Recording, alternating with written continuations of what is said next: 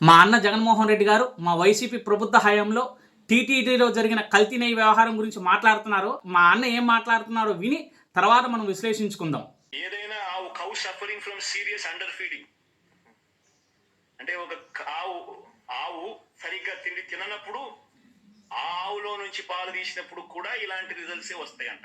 ఓహో, ఒక్క ఆవు సరిగ్గా తిండి తినకపోవడం వల్ల తిరుమలకు సరఫరా అయిన 68 లక్షల కేజీల నెయ్యి కల్తీ జరిగిందా? అవునులే, జరిగే ఉండొచ్చు. లేకపోతే మనకి 300 కోట్ల కమిషన్ వచ్చేది కాదుగా. ఆవులు మూగజీవాలు అయినాయి కదన్నా.